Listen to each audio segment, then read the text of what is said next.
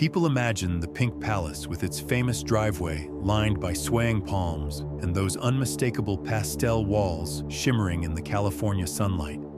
Every postcard shot and every celebrity selfie frames it as a monument to glamour.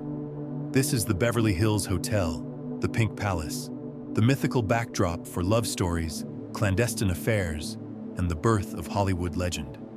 Yet hidden behind those rose-colored stucco walls and banana trees is a darker story of obsession, tragedy, intrigue, and activism. To walk through its halls is to walk through the shimmering skin of the American dream and find the veins of sorrow running beneath it. The polished terrazzo floors and the iconic green and white banana leaf wallpaper have absorbed whispers of broken hearts, secrets scratched onto matchbooks, and farewells offered in tears. The Pink Palace is not just a hotel. It is a character in the history of Hollywood, both witness and accomplice to the deeds of stars and tycoons, revelers and villains. Long before the paparazzi staked out its entrance, the land where the hotel stands was ranchland dotted with bean fields. In the early 20th century, Burton Green bought the Rancho Rodeo de las Aguas with the intention of subdividing it into a luxury residential community. To draw prospective buyers, he envisioned a lavish hotel that would serve as the area's social hub. In 1912, he hired the formidable Margaret J. Anderson to manage his new property and gave it a name that signaled aspiration: the Beverly Hills Hotel. The building was a mission-style oasis in the middle of undeveloped land, and the yellow paint would eventually be replaced with the rosy hue that earned it the nickname Pink Palace. Early film industry pioneers such as Mary Pickford, Douglas Fairbanks, Charlie Chaplin, and Rudolph Valentino bought homes nearby and made the hotel their playground. In 1956, volatile hotelier Ben L. Silberstein purchased the property for $5.5 million. He ruled it with an iron hand, but also lavished attention on hospitality, and the hotel prospered. When he died of lymphoma in 1979, his daughters inherited the property. Their family drama would later play a role in the hotel's fate. The Pink Palace's earliest decades were marked by parties, champagne breakfasts by the pool, and quiet bungalows where stars could hide from the press. In those bungalows, romance blossomed and sometimes ended in ruin. One of the earliest love stories was also one of Hollywood's most tragic. Clark Gable, already a matinee idol, met comic actress Carole Lombard when she was still married. Their flirtations quickly escalated into an affair that had the industry gossiping. The hotel's secluded bungalows offered them a private refuge. Friends recalled how Lombard would call ahead to have champagne chilled, and Gable would arrive in the dead of night through a service entrance to avoid reporters. Their relationship was passionate and publicly messy. In 1939, Gable finally divorced his wife and married Lombard. For a time, they embodied the ideal of Hollywood romance, staying at the hotel after film shoots and hosting friends. But war changed everything. In January 1942, Lombard embarked on a war bond tour that raised more than $2 million. She insisted on flying home to Gable despite warnings to avoid flying during wartime. Some later speculated she was anxious about rumors of an affair between Gable and young starlet Lana Turner. TWA Flight 3 crashed into Mount Potosi near Las Vegas, killing all aboard, including Lombard and her mother. The Pink Palace's bungalows that once contained laughter now held Gable's grief. He returned to their favorite bungalow, sat alone with their photographs, and wept. The glamorous hotel suite became a tomb for a love story cut short. Even decades later, staff whispered that the laughter of a woman echoing near the bungalows late at night might belong to Carole Lombard herself, returning to the site of her happiest moments. Just as love can bring joy and loss, history can intrude on the most private of spaces. In June 1968, Senator Robert F. Kennedy was assassinated in Los Angeles. His children were staying in Bungalow 3 at the Pink Palace, protected from the media frenzy that enveloped the city. According to former general manager Ed Mady, The children learned of their father's death while in that bungalow. Imagine the contrast: the manicured gardens and hummingbirds outside, and inside the muffled sobs of children whose lives had changed forever. The Pink Palace became an unintentional sanctuary for mourning. Guests walking along the stone pathways that week would not have known that behind one wooden door a national tragedy was reverberating. The hotel's staff, sworn to discretion, carried breakfast trays past the bungalow and turned away when they heard crying. In that moment, the glamour of the hotel collided with the rawness of history, revealing the absurdity of a world where tragedies and cocktail parties share the same address. Another tragedy took place years later when celebrated British actor Peter Finch was on the awards circuit promoting the film Network. The role had taken a toll on his health, and he had suffered heart problems during filming. On January 14, 1977, he arrived at the Beverly Hills Hotel for interviews. After finishing a press luncheon, he walked through the lobby, suddenly collapsed, and died of a massive heart attack at 60. Finch would posthumously win the Academy Award for his iconic line, "I'm mad as hell, and I'm not going to take this anymore." Those words have an eerie resonance when one imagines them echoing off the marble walls of the hotel lobby where he collapsed. Local stories claim that his spirit lingers. A Patch article listing haunted places in Beverly Hills suggests that Finch's ghost, along with those of comedian Harpo Marx and composer Sergei Rachmaninoff, inhabits the Pink Palace. Some guests swear they have seen a well-dressed man vanish behind a lobby pillar late at night, or have heard faint piano music when no pianist is present. Whether or not these ghosts exist, the stories speak to how the hotel's tragedies have entered local folklore, turning real deaths into cautionary tales whispered at cocktail parties. While tragedies haunted certain rooms, eccentricity reigned in others. The Pink Palace offered complete privacy for guests who wanted to withdraw from the world. No story embodies that isolation more than that of Howard Hughes. In the late 1950s and 1960s, as Hughes retreated from public life, he rented multiple bungalows at the Beverly Hills Hotel. He employed entire staff teams to help him remain unseen. He rarely ventured into the public spaces. He slipped notes under doors to communicate with the concierge and requested that roast beef sandwiches be left in the fork of a tree each evening. According to another detailed account, Hughes rented an entire stretch of bungalows and relied on written messages to avoid human contact. During his stay, he developed unusual habits. He would watch movies in his bungalow wearing nothing but a pink napkin and reportedly spent an astonishing $11 million in a single year at the hotel. Hotel legend says that staff once followed his instructions to the letter, hiding a tray in a specific tree at midnight only to watch a nervous guard retrieve it minutes later. To some, the image of the billionaire, once a daring aviator and film producer, skulking among banana trees in search of a sandwich, encapsulates the excess and paranoia of mid-century Hollywood. The Pink Palace did not judge. It enabled his eccentricity and ensured his secrets remained hidden. The ownership of the hotel has its own drama. In 1956, Ben L. Silberstein, a Chicago hotel operator, purchased the Beverly Hills Hotel for $5.5 million. He maintained strict standards and treated his staff like family, but had a reputation for volatile outbursts. After he died in 1979, his two daughters inherited the property. One of them was married to the notorious Wall Street trader Ivan Boesky. The sisters' relationship was strained, and the question of what to do with the hotel was contentious. Boesky intervened to broker a sale.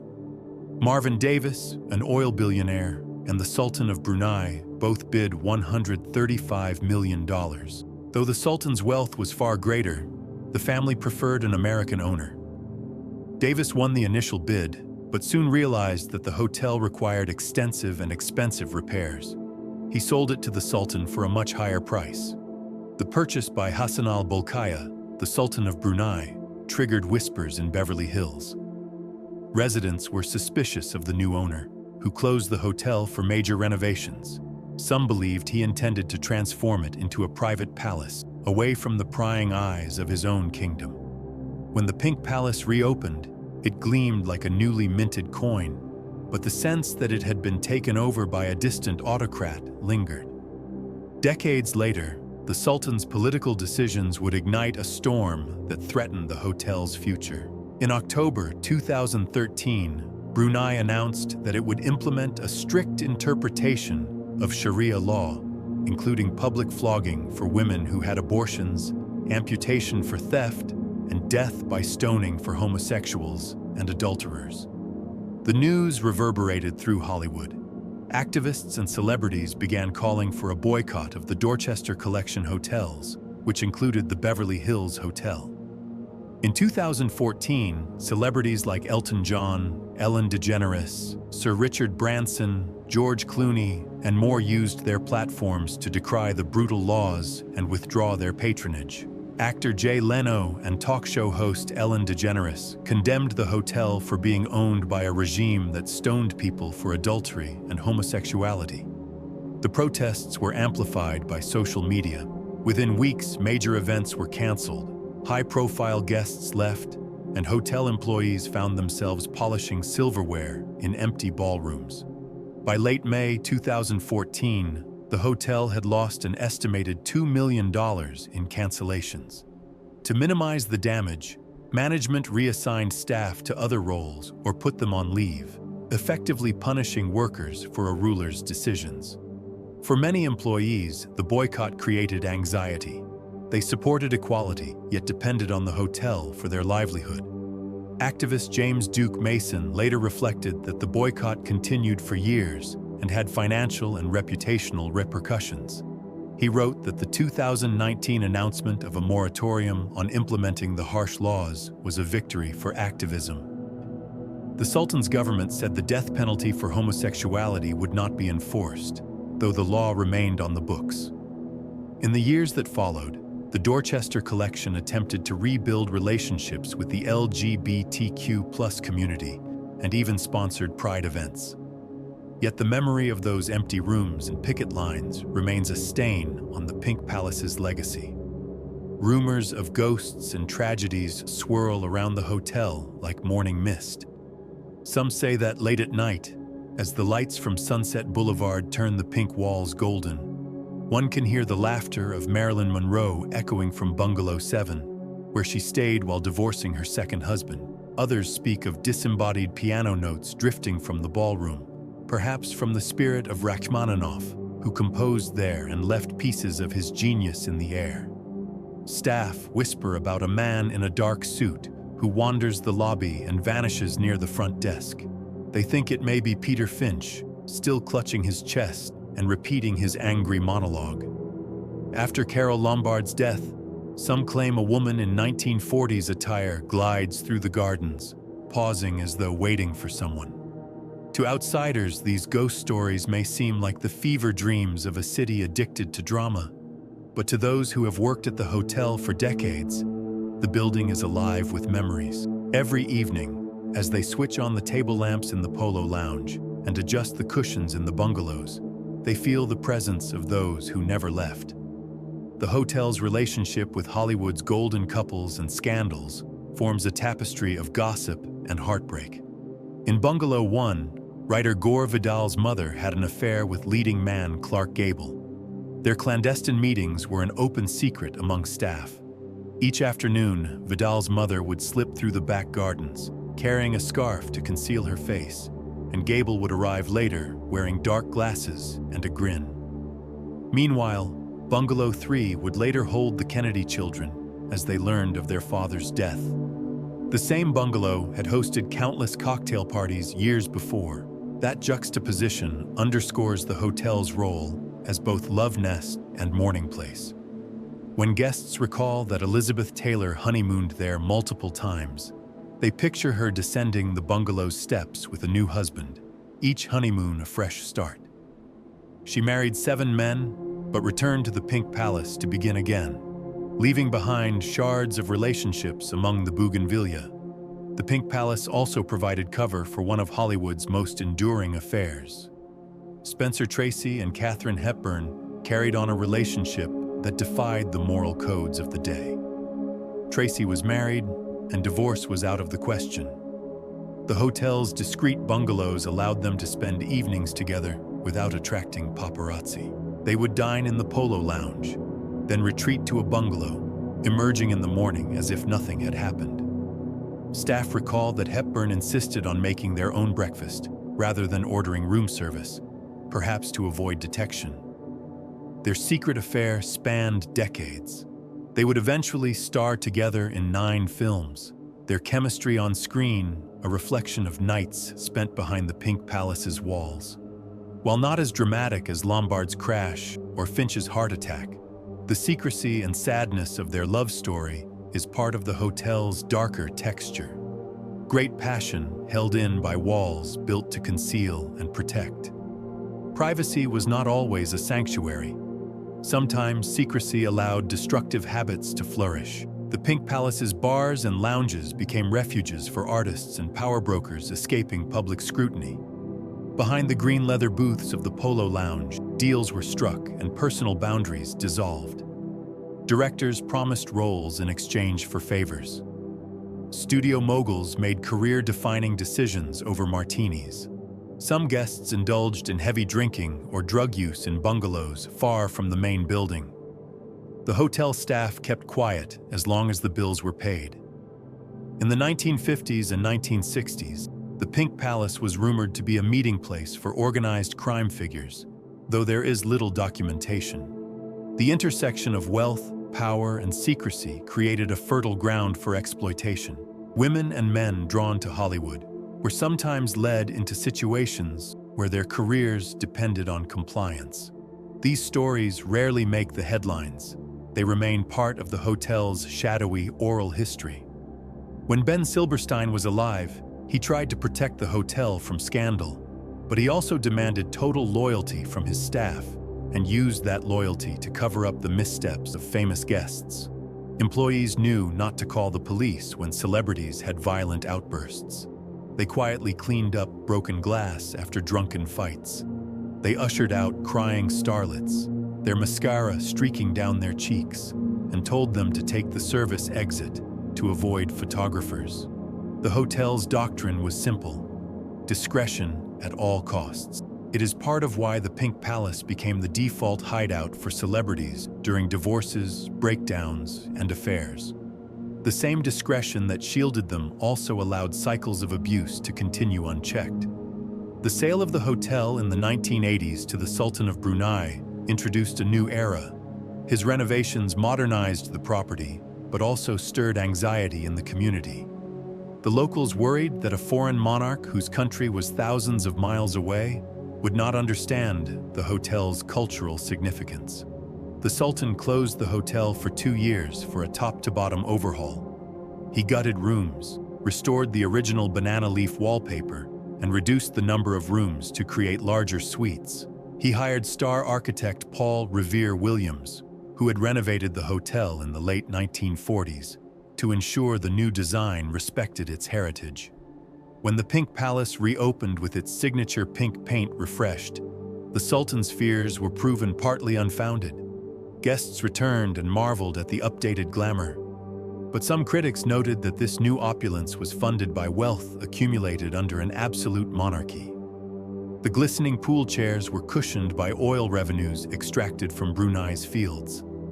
In that tension between luxury and exploitation lies another layer of darkness. The 2000s and 10s boycott forced many Hollywood elites to confront that tension directly. The decision by Brunei's government to implement Sharia law, punishing homosexuality and adultery with death by stoning, flogging women for having abortions, and amputating thieves' limbs, compelled celebrities to question whether they could continue sipping champagne at the Pink Palace while the owner's regime brutalized its citizens. The backlash was swift. Host and comedian Jay Leno stood outside the hotel with a megaphone, condemning the laws and the Sultan. People picketed the entrance, and social media campaigns urged events to relocate. Ellen DeGeneres tweeted that people should not support the hotel until the Sultan changed his policies. Companies and organizations that had scheduled galas, including the Motion Picture and Television Fund, canceled their reservations. Reports suggested that the hotel lost millions of dollars in revenue. Even so, some argued that the boycott punished the employees more than the Sultan, as staff members lost hours and tips. The complexity of boycotting a property when the offending party is a distant political leader demonstrates how the Pink Palace sits at the intersection of politics, economics, and morality. The activism eventually led to Brunei announcing a moratorium on enforcing the death penalty for homosexuality in 2019. But many activists remained skeptical, noting that the law was still on the books. The hotel's attempt to make amends by supporting pride events and charities did little to erase memories of lines of protesters outside the palm line driveway. For all its tragedies and scandals, the Pink Palace has also been a place of reinvention. In the 1940s, the hotel served as a base for Hollywood's war bond campaigns. Stars like Carole Lombard, Bette Davis, and Humphrey Bogart used its bungalows as headquarters for fundraising. The war effort gave the hotel a noble purpose, a respite from gossip. In the 1960s, it became a haven for rock stars passing through Los Angeles. The Rolling Stones reportedly trashed a suite. The Beatles held impromptu jam sessions. While these stories might seem lighthearted, they also speak to a place where creative energies often spun out of control. Excessive partying sometimes led to overdoses and breakdowns. In the 1970s, actor Richard Harris turned up at the hotel, drunk and violent. He threw a plate at a waiter and was quietly escorted out to avoid press. Over the decades, countless visitors checked in during the highs of premieres and awards shows and left in the lows of career slumps or personal crises. The hotel's thick walls have listened to arguments that ended marriages and to phone calls that revived careers. The Pink Palace's dark stories extend beyond famous names. Employees have their own tales of hardship. Housekeepers recall working through earthquakes, fires, and protests to keep rooms spotless. One longtime bellhop remembered how during the 1960s, a guest died in his room from an overdose.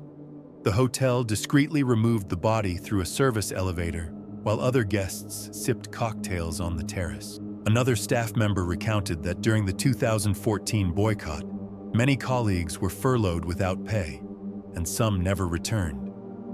These unseen sacrifices add depth to the glamorous facade. When we talk about the hotel's darkness, we must include the economic uncertainty and emotional toll on those who make the magic happen. Even the architecture tells a story of contrasts. The banana leaf wallpaper that appears in countless Instagram posts originates from the late 1940s, when designer Don Loper updated the hotel's look. He wanted to bring the lushness of the tropics indoors, but the pattern also hides scuff marks and cigarette burns. The pink paint was not just an aesthetic choice, it reflected sunlight to keep rooms cool before air conditioning. The famous Polo Lounge, with its green booths and low lighting, is designed to make midday meeting attendees feel like they're in a private club. That sense of seclusion, while intoxicating, can facilitate secrecy. The long driveway isolates the hotel from street view, giving arriving limousines time to roll up their tinted windows. The architecture is complicit in the stories it houses. As one contemporary critic noted, hotels are designed to be forgetful. They remember credit card numbers, but forget what happened within their walls. The Pink Palace, however, remembers through lore. What draws people to the Pink Palace despite its dark history? Part of the allure is the mythos of Hollywood itself. The hotel appears in movies, songs, and novels. It is the Eden where aspiring actors, directors, and producers hope to be discovered. The images of the hotel's pool shimmering under string lights have been burned into the collective imagination. People come to sit at the bar where Fitzgerald once whispered lines, or to sleep in the bungalow where Monroe hid from the world. They want to brush up against the aura of greatness even if that aura is tinged with tragedy. The Pink Palace is a stage on which dreams are acted out and sometimes crushed. Every scandal adds to its legend. The affair between Clark Gable and Carole Lombard turned the hotel's bungalows into romantic shrines, yet their story ended with a fiery plane crash and a grieving widower. The death of Peter Finch in the lobby adds a macabre twist to the glitzy public spaces. Robert Kennedy's children receiving news of their father's assassination there brings national tragedy into the private sphere. Howard Hughes's eccentric residency blurs the line between creativity and madness. The boycott over Sharia law thrust the hotel into a global debate about human rights. Each event is a layer of narrative paint on the pink walls. The Pink Palace stands at the crossroads of fantasy and reality. It offers the fantasy of anonymity. One can hide here. But the reality is that secrets inevitably leak. Carole Lombard's affair with Gable was an open secret. Everyone knew yet pretended not to. Howard Hughes believed he was unseen as he ordered sandwiches via tree fork, but staff shared stories of his routine. The Sultan believed his wealth insulated him, but a boycott pierced his shield. The Pink Palace invites guests into a dream and then exposes the vulnerabilities behind their masks. To those who know its history, the hotel becomes a cautionary tale about the cost of fame and the fragility of privacy. What remains of the darkness today? The Beverly Hills Hotel continues to operate as part of the Dorchester Collection. The boycott has subsided, though some celebrities quietly avoid the property. The bungalows are still booked by those seeking refuge from the spotlight. Staff members continue to adhere to a culture of discretion. They do not speak of current clients.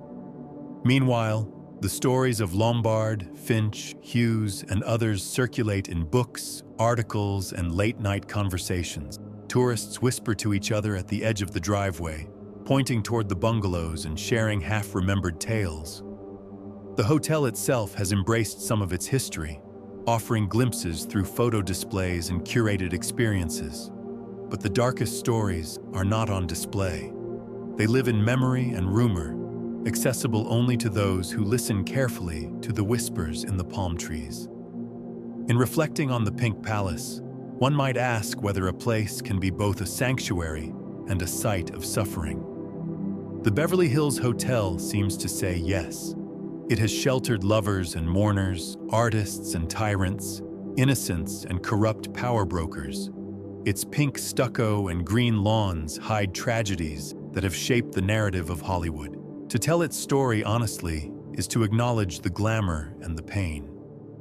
When you next see an image of its iconic sign, think not only of the stars who posed beneath it, but also of the grief-stricken widower, the collapsed actor, the children hearing horrible news, the employees counting their lost wages during a protest. The Pink Palace is a mirror for the entertainment industry, and by extension, for American culture. It reflects our obsession with fame, our willingness to ignore injustice for the sake of luxury, and our hope that beautiful places will somehow absorb the ugliness of our actions. Perhaps the greatest lesson from the dark story of the Pink Palace is that spaces are never neutral. They carry the weight of the stories we tell within them. As you imagine the scent of jasmine on the hotel's patio, or the taste of a martini in the Polo Lounge, also imagine the invisible threads binding past tragedies to the present. Each gust of wind through the palms might bring with it a whisper from a long-gone lover or a plea from an activist. The Pink Palace stands still in the relentless sun, its walls absorbing and reflecting our own contradictions. If you listen closely, you may hear more than laughter echoing through the halls. You may hear the ghosts reminding us that even the most glamorous facades cannot hide the shadows forever. Every generation of guests redefines the Pink Palace. In the 1920s, it hosted silent film stars who brought their own phonograph players to spin jazz records in the courtyard. In the 1930s and 1940s, wartime anxiety and rationing meant the hotel's kitchens served simpler meals, while stars planned war bond rallies in its dining rooms. The 1950s saw a new wave of wealth, with oil tycoons and studio heads turning the bar into an office where deals were made on napkins. The 1960s welcomed rock bands whose antics scandalized older patrons. By the 1970s and 1980s, the hotel had to compete with newer luxury properties, but its history kept it relevant. The arrival of Howard Hughes heralded a period of high spending and low public engagement. His presence signified a shift from outward-facing glamour to inward-directed eccentricity. The 1990s saw renovations that preserved the old while modernizing amenities. The conversation around the Pink Palace's legacy took a sharp turn with the boycott. While some argued the protest was misdirected, others saw it as a rare instance where the entertainment industry used its clout to pressure a foreign government. In interviews, activists noted that the boycott created global awareness of Brunei's human rights violations. They argued that boycotts are effective when they target symbols of wealth and prestige, because such actions force elites to respond. In 2019, after sustained pressure, Brunei announced a moratorium on the death penalty for same-sex relations. Activists celebrated this as a win, but remained vigilant.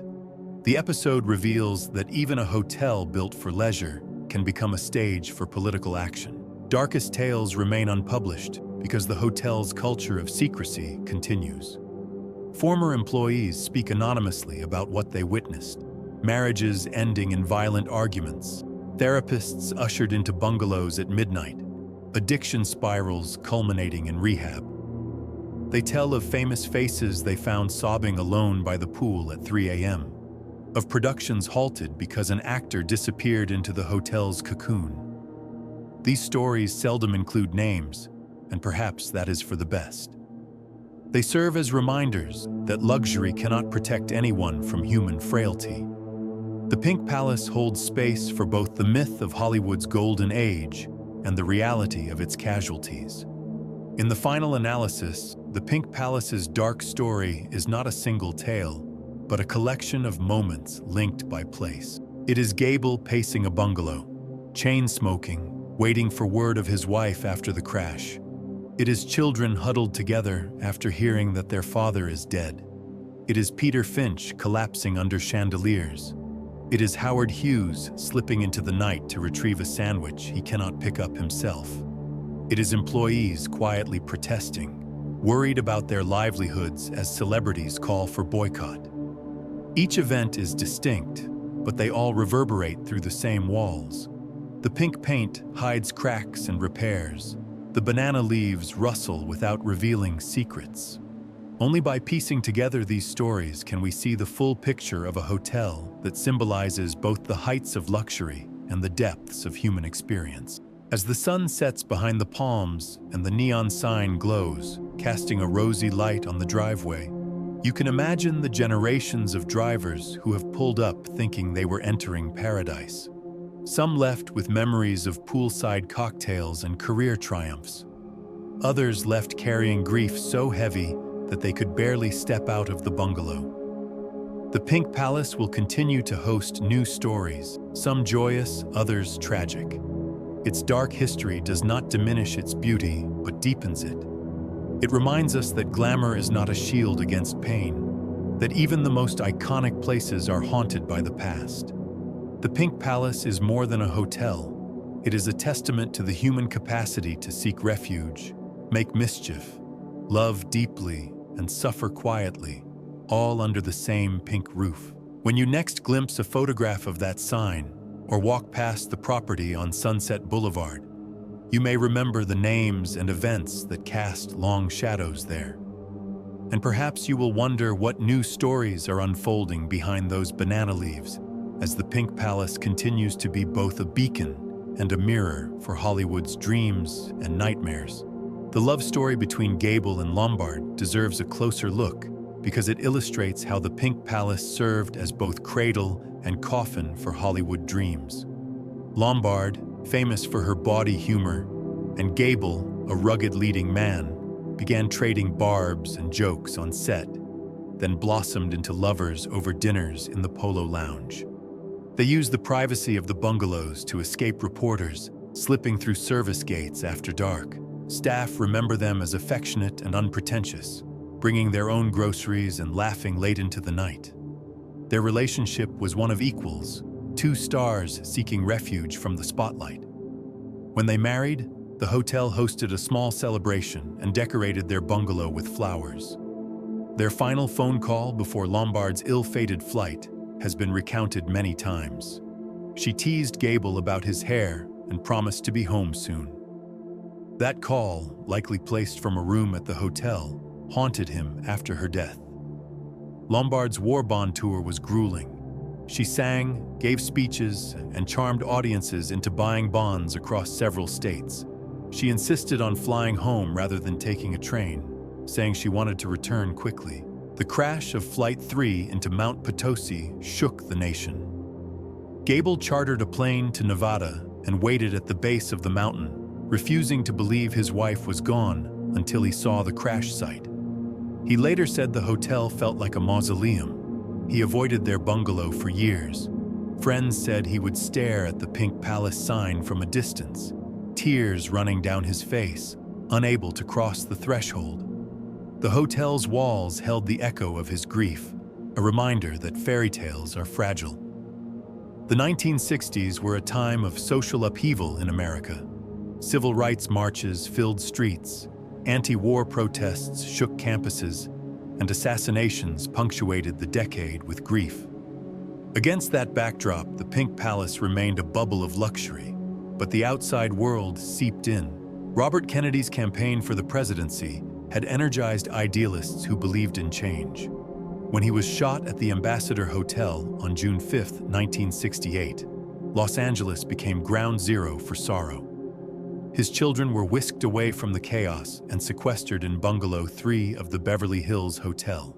Inside the small bungalow, with its floral curtains and peach-colored walls, they huddled around a television as reporters delivered the news of his death.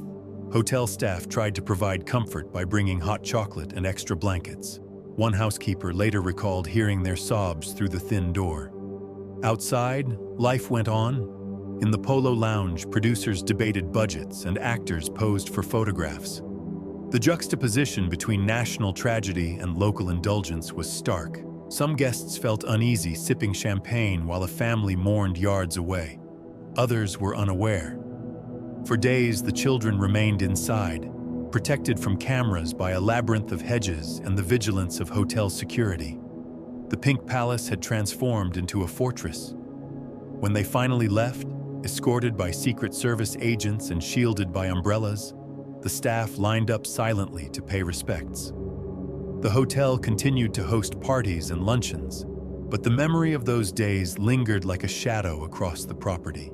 Howard Hughes's retreat into the bungalows offers a deeper understanding of mental illness and isolation within opulent settings. Once a dashing aviator and charismatic filmmaker, Hughes developed severe obsessive-compulsive tendencies and paranoia. At the Pink Palace, he demanded that staff leave meals outside his door and not look at him if they happened to see him passing. He wrote detailed instructions about how to avoid contamination and avoided physical contact. He kept his curtains drawn and refused to see the sun. Hughes's fortune allowed him to transform the hotel into a private sanctuary. The staff adapted to his rituals, leaving trays at specific locations and respecting his wishes for anonymity. Rumors circulated that he met secretly with government officials about aviation contracts and that he used the hotel as an operations base. His presence attracted journalists, but his aides threatened lawsuits against anyone who took photographs. In time, Hughes relocated to Las Vegas, leaving behind bewildered staff and unpaid bills. His time at the Pink Palace illustrates how unlimited wealth can exacerbate rather than alleviate illness, turning luxury into a cage. The Pink Palace's transformation under the Sultan of Brunei deserves scrutiny. When Marvin Davis sold the hotel to Hassan al-Bolkiah, locals feared the new owner would impose his own culture. Those fears intensified when the Sultan closed the property for renovations. The closure lasted nearly 2 years, during which time rooms were gutted and rebuilt. The Sultan oversaw preservation of the signature palms and banana leaf wallpaper, but reduced the number of rooms and turned many into larger suites with private pools. Staff who returned were stunned by the opulence. The marble baths and custom carpets were beautiful, but the wealth used to fund them came from a country imposing harsh punishments on its citizens. This tension between modernization and repression later fueled the boycott. The transformation under the Sultan exemplifies globalization. Money from a Southeast Asian monarchy renovating an American icon while its government punished acts celebrated in Hollywood. The boycott itself was not just about a hotel. It became a referendum on complicity and consumption.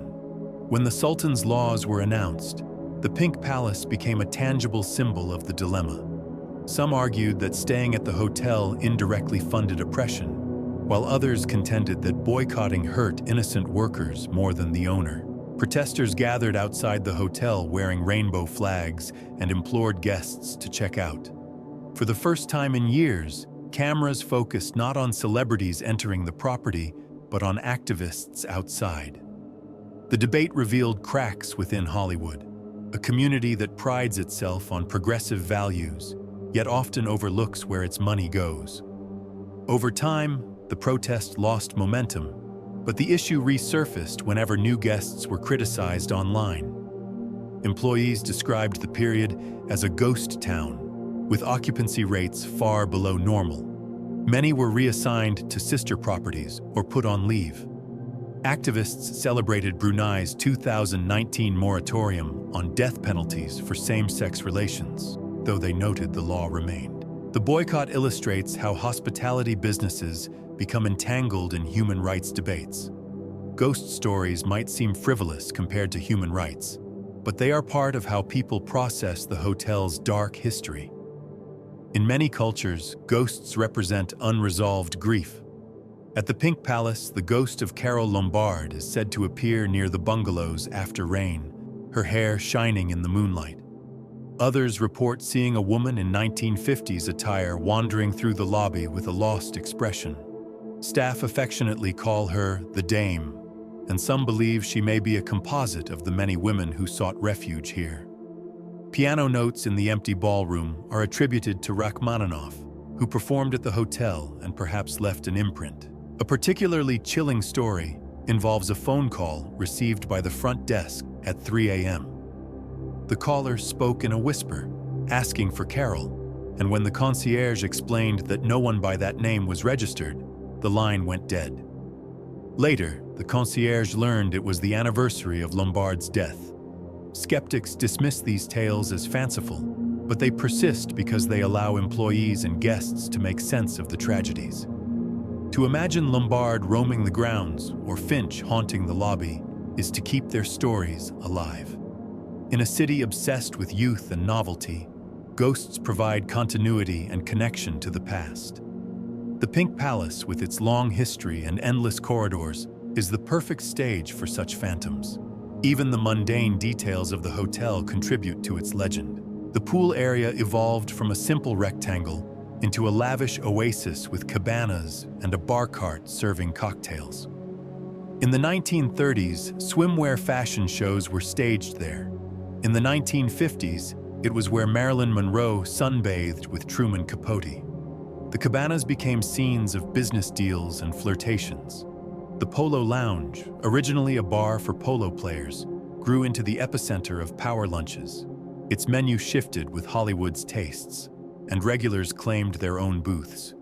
The famous cursive sign has been replaced and restored multiple times, but always retains its nostalgic flourish. The bungalows vary in design and are surrounded by dense foliage that ensures privacy. Staff navigate the property like a small town, moving along hidden paths and communicating by radio. These physical details shape the stories that unfold. Without the winding paths and lush landscaping, secret rendezvous might not have remained hidden. The architecture and landscaping of the Pink Palace are not just backdrop, but active participants in the narrative. The Pink Palace's dark story also prompts reflection on the broader culture of Hollywood. The hotel grew alongside the film industry and mirrored its evolution. Early Hollywood was shaped by moguls who controlled stars with contracts and orchestrated every aspect of their lives. Those moguls used places like the Beverly Hills Hotel as boardrooms and playgrounds. They expected obedience and discretion. Actors like Judy Garland, pressed to work beyond exhaustion, may have used the Pink Palace as a retreat to recover from emotional breakdowns.